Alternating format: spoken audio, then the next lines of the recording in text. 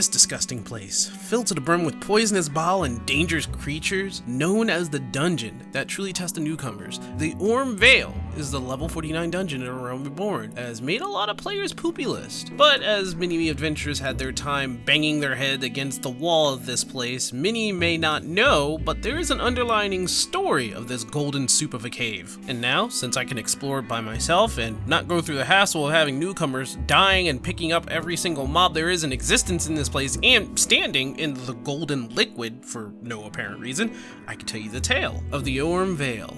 And no, I didn't mean to rhyme there. Our tale takes us back some 7 years ago, if I got my years right, where the calamity of the 7th was not in view yet. It was the time of the adventurer, and many have need of some wily swords to take care of some monsters and the occasional Garlean soldier. In order for many of those who fought against the northern soldiers to keep up the fight, they would need precious metals to make their wares, specifically mithril. And there was a deposit once spotted in a cave in the Korthos Central Highlands. There to the south you'll find a literal hole in a mountain where miners have gone in swearing to have seen gold. It used to be a mithril mine in the past, now the mine has been abandoned for years, but many of desperate pickaxe extraordinaire have sworn to seen gold when they were trying to find a new vein of a mithril deposit. But what they found instead when they went inside the cave was death in the color of gold. Poisonous and acidic bile lay at the ground and walls. Many of venomous creatures thrived in the place. Plants that lined the wall were poisonous fungi that also attracted plant-like monsters and creatures of poisonous variety. Even more so, poison toads thrived in this new environment, attacking and devouring the poor unaware miners left and right.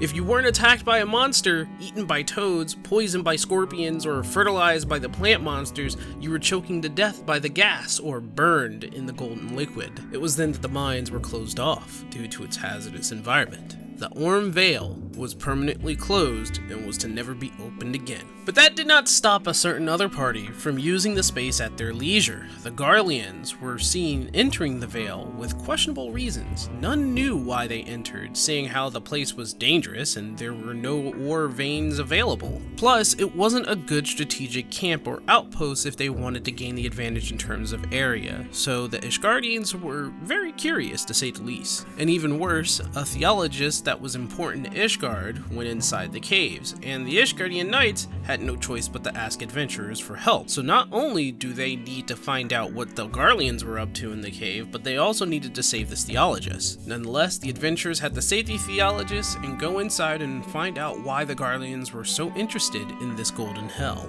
The Vale is filled with areas where bile lay on the floor, inflicting a status called Gold Lung, ever damaging and very poisonous. There was only one cure to this infliction, and that came in the shape of a fruit that was very sparse but grew within the caves. The Vale also attracted a slew of dangerous creatures that were venomous and poisonous, very deadly for any normal person. As stools, mushroom-like creatures that are basically moving fungi, gold vines, plant-like creatures that are usually found in forests and jungles, this time they inhabited and evolved with the golden pools. Nethernicks, the numerous poisonous toads of the Vale, and the very creature that racked up the highest body count when it came to victims' deaths. Bane mites and dire mites also found home deep in the Vale, usually away from the bile, but can live amongst it just as well. And of course, we have the apex monsters of the Vale. The Locksmith is like the leader of the top floor, spreading its new poison around, and it seems like it's the most dangerous before entering the Vale's deepest parts. Deeper into the caves did the adventurers go. That is when they met a very troublesome sight. Coin Counter, a huge cyclops that doesn't deal with the bile, but made territory within the Vale. It is also here where blue ore is seen in the cyclops' domain. Mithril, so that's where the veins were left, but they seem to have been mined in some way. And there they find the Garleans' camp. The adventurers take care of the small troop before figuring out what they were here for. The mithril.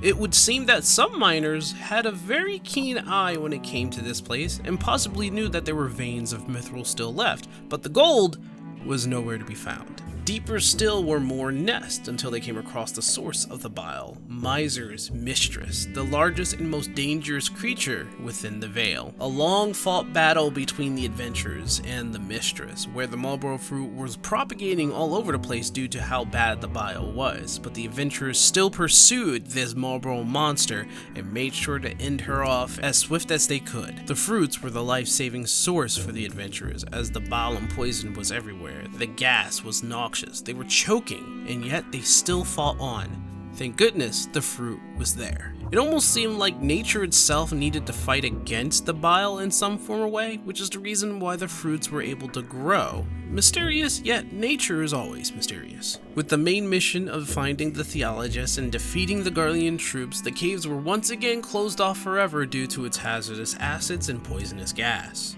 But wait! The story is not over. 5 years later, new adventurers were asked to venture the caves once more for some monster extermination.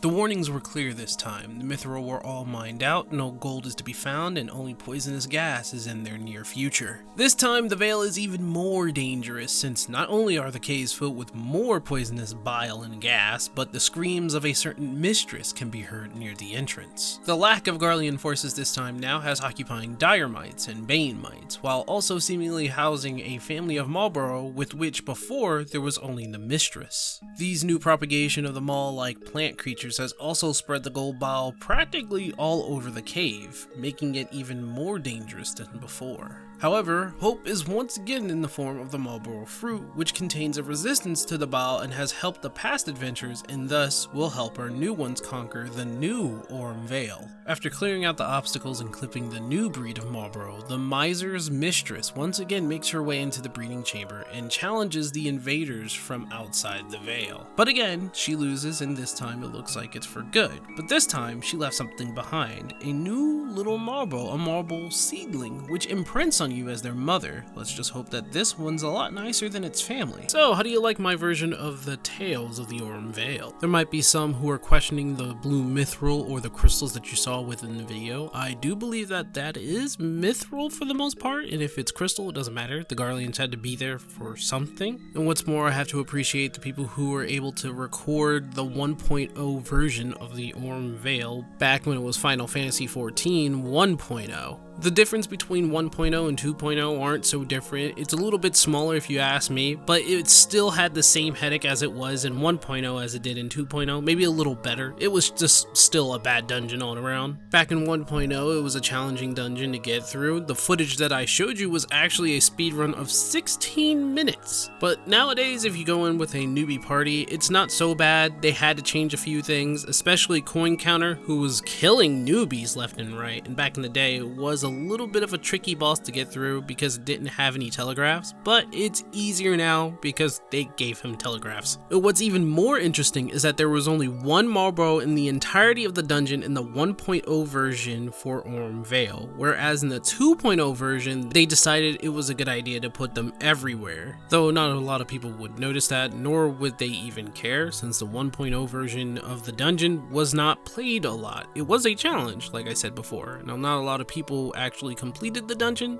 though there were a bunch who gave it a shot. And that is the Aurum Vale. If there was any other dungeons you wish for me to take a look at and see if they have a story behind them or a lore, then let me know in the comments below. And as always, please sub if you're new here and press the like button since the algorithm likes that. And if you feel even more charitable, I do have a Patreon and $1 a month is all it takes. But as always, take care of yourselves and I'll see you next time in a new lore video.